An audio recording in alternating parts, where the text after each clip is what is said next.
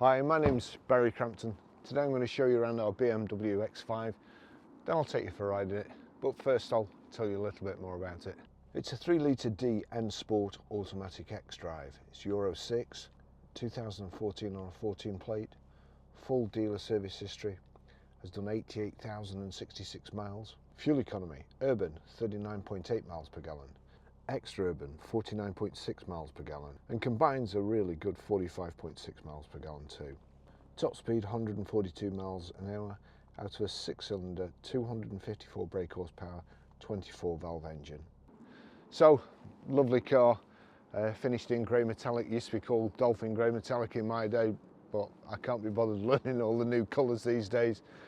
You've got your fancy key here, rear privacy glass, roof rails, the side protective moulding up the sill, the xDrive badges, 3 litre I and the M Sport, 5 twin spoke alloy wheels, good years all round. It's well shod too, and then the wheel arch protectors, high pressure headlamp wash, BMW kidney shaped grille, front parking sensors just through the bumper there, and also in these little vents,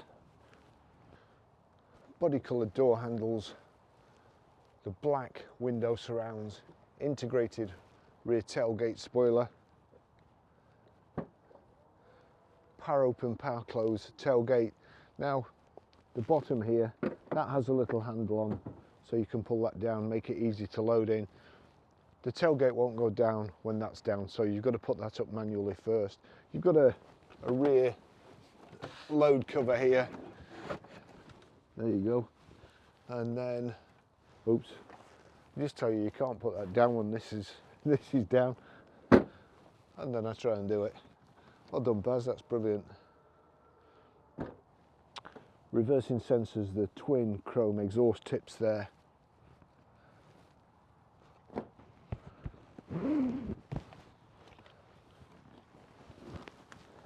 Now we've just been over to Huddersfield in this car to pick another one up.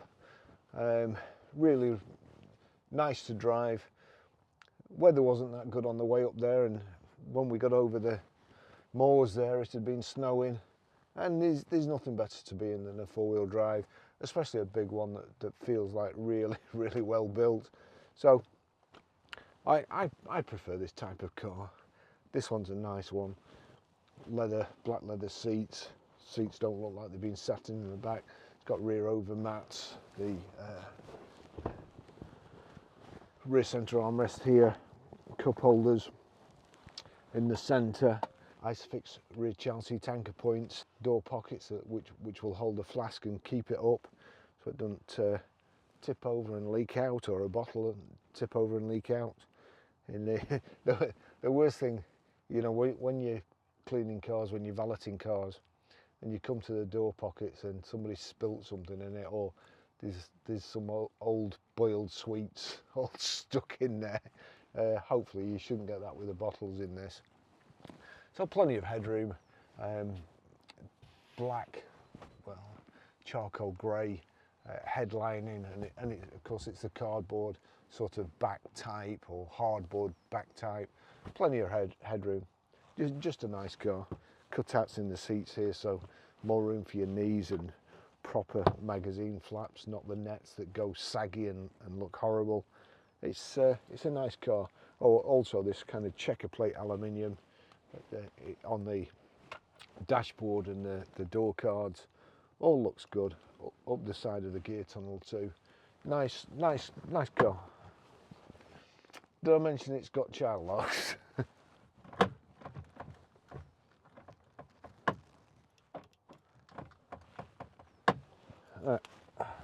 Well done, Baz. It's not often you're right, but you're wrong again. It's got child locks, so you'll never find them catching me out. I always check first, of course. Let's go for a ride.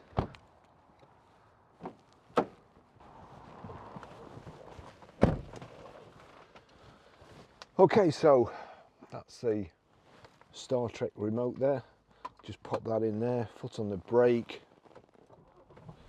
start button. You'll see there it springs into life where it remembers the seat position to be. Here we go, we'll just get further down there like so, and then we'll do the, let's just say, so it's got power folding door mirrors, and then back, knock that over there, knock that down a bit, back over there, down again, and then I can't actually, I can never remember where these are, but so that's it. So there we go, memory 1, that should be it remembered. Yeah, so that's it. I'll just go to memory 2.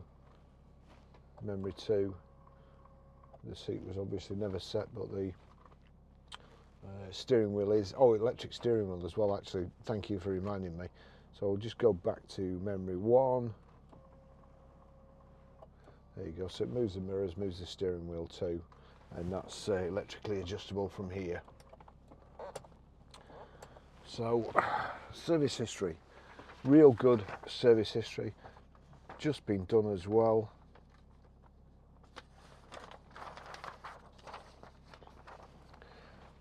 '15th of 6, 2015 at 17,079 miles, BMW Edinburgh.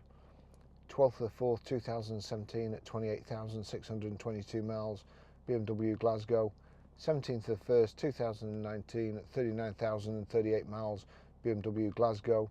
20th of 7th, 2020 at 59,912 miles, BMW Glasgow. 19th of 2nd, 2021 at 70,350 miles, BMW Glasgow. 27th of the 8th, 2021 at 78,559 miles, BMW Glasgow. And then obviously the car moved up here. 16th of the 2nd, 2023 at 84,302 miles, BMW Preston. Then the 10th of the 11th, 2023 at 87,670 miles. It's done 88,066 miles. So let's get going. I'm going to keep my jacket on today. It's quite chilly outside, but I don't want to put the heater on because I don't want my cameras to overheat. So I've got it fairly cool.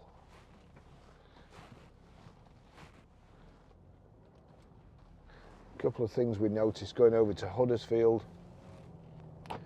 I think there's been an advisory on it for the last couple of MOTs for a link rod, which is surprising that nobody's had it done because they're not that expensive, but we'll sort it.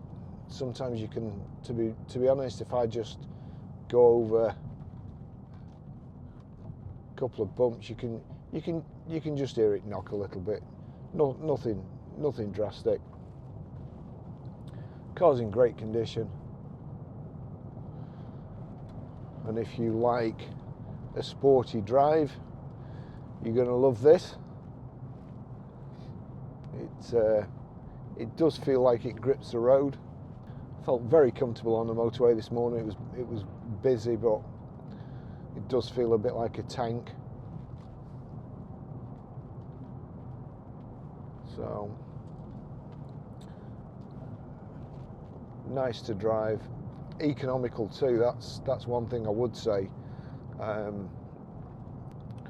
We went over to Huddersfield this morning.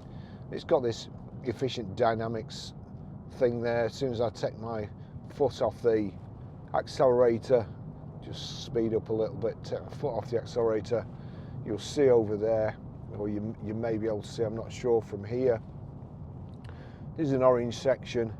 As you put your foot on, that's miles per gallon going down. If you put your foot on the accelerator, as you let your foot off the accelerator, the miles per gallon shoot up, and then it goes into the blue area towards a symbol of a battery in blue, and that's storing electricity for when it's needed. So it's not an EV obviously, but it just helps out with the power, like a KERS system I suppose on a racing car. Nice front central armrest there. Let me just see, yeah, I can feel a power socket there. and then just there, I can't see because I've got my sunglasses on. I'll shut that anyway. So nice front central armrest. Seats, very, very comfortable. Little seat squab at the front that pulls out. And kind of thigh support. Let me see what else we've got. Oh, I'm just about to move the seats again. So backwards and forwards, up and down. And then the backrest, like so. Multifunction steering wheel. So on the left there, if I click that on, that's cruise control. It's saying cruise control ready. So it's not set, so you switch it on, and then you've got kind of a rocker switch here. So if I pull it down, that would normally be minus, but if I pull it down, that's set it. So it's set it to 32 miles an hour, and if I want to go up a bit, I just knock it up like so. That's great.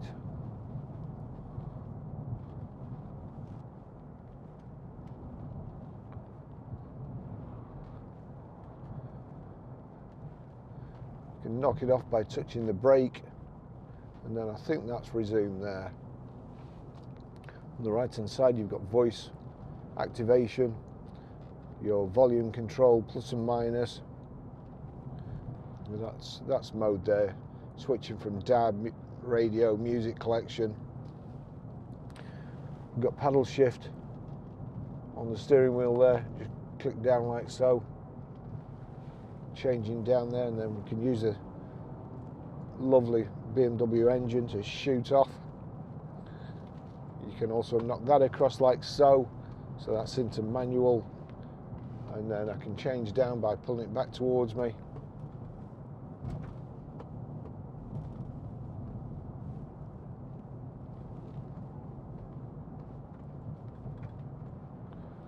I can change down by pushing away from me, and change up by pulling back.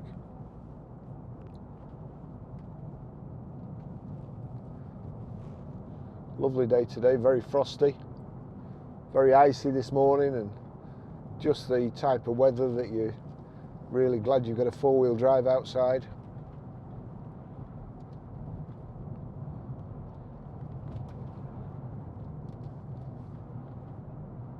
Nice ride.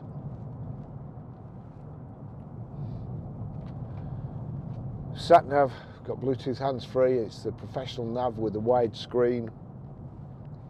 Let me see, I think if I knock over there, I can change it to split screen like so. So there you go, you've got split screen, and also you can change, I mean I've got two sat navs there, but you can change what you want. So that's split screen.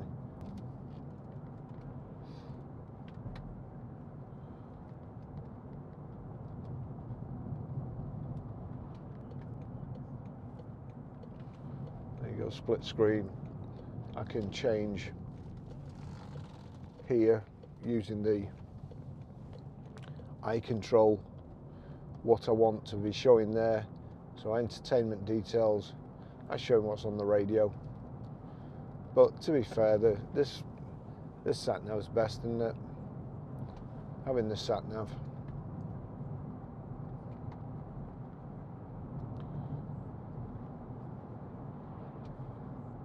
Oh, actually, we'll just put xDrive status there. It's pretty boring too.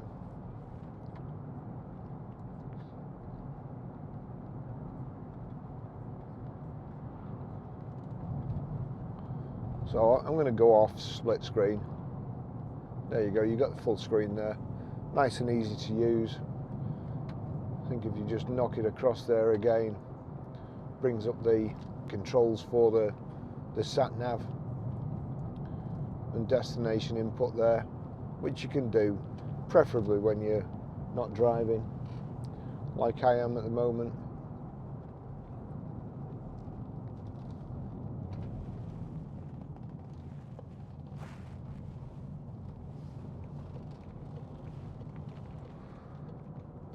Tesla there.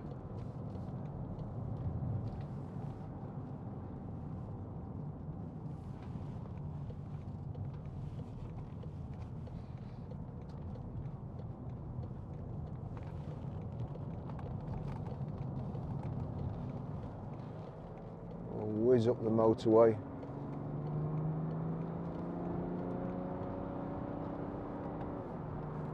We're in manual, so I'm going to take it out of manual, put it into automatic, which is brilliant. The Rosas has pulled somebody up there, or he's broken down, who knows. Let's see, we've got electronic parking brake there, I think that's hill hold, and then you've got here your different modes: Sport, Sport Plus, just knock it back, Comfort, Eco Pro, and honestly, again, Eco Pro, I'm putting my foot down there and virtually nothing's happening. That's kind of, may as well be dead mode. But comfort's fine. There you go. Nice and comfortable. Kind of a harder ride than a lot of other four-wheel drives. They look pretty good. I remember when the X5s first came out, they were kind of a revelation, and they were so good, and the residuals were so good that you could get virtually a brand new one for £250 a month, which was nothing. Of course, there's similar cars today that you can still do that, but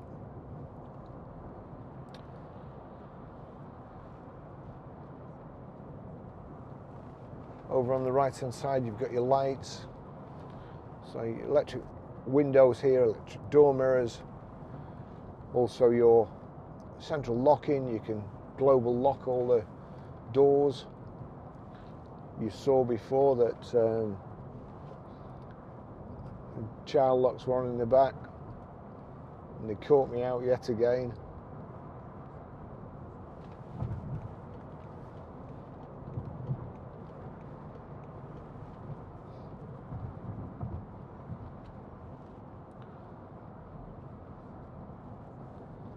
Nice car, wheels are nice. We know the chap who's had it.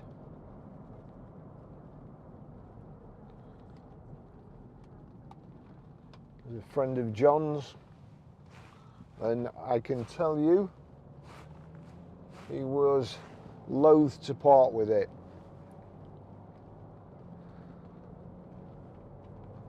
The car's become surplus to requirements in the household, and he didn't want to sell it. And that's not me going, oh yeah, we got a cheap car or anything. He seriously, he didn't want to sell it. We gave him a very good price because it's a good car. So I'm not doing a Mike Brewer. He's, you know, nice guy, proper car. Just had it serviced before he's sold it. Make sure everything's okay. I've noticed a couple of things which will get checked out, but I don't expect there to be, you know, I don't expect to be getting a big bill off anybody.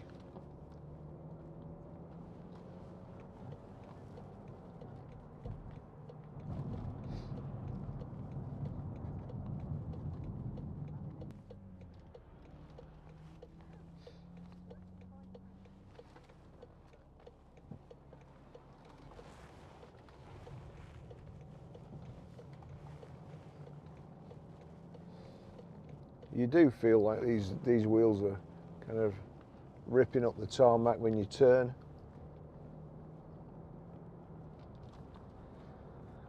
So from that I deduce that it's got pretty good traction and therefore pretty good grip and pretty good road holding.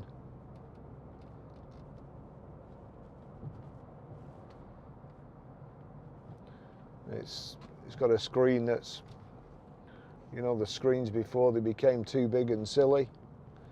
Got proper instrumentation. fuel gauge on the left, then speedo, information display in the center. On the right hand side,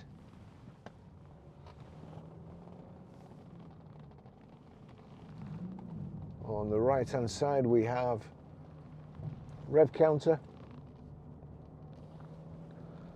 and then coolant temperature. Then at the bottom you've got your instantaneous fuel reading and your kind of KERS display, or efficient dynamics as they call it. In the center it's showing 1.5 degrees outside. It's 1:52 p.m. I've got 149 miles to go before I need to fill up. 88,074 miles now.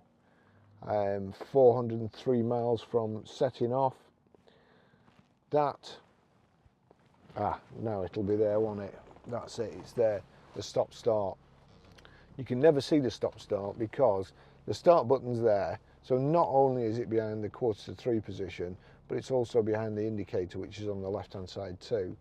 So that's can be a bit tricky when you know, using different cars all the time. You can't just remember, and you're knocking on a bit and your memory's going. But you know, all nice. It's a nice car. Oh well, we're here again. The level crossing's down, expecting a train. It went up, it let about 2 cars through, and then it's gone down again. So we're waiting for another train. So with that, I will leave you to it. Thanks for watching, and I'll see you in the next video. Ta-da.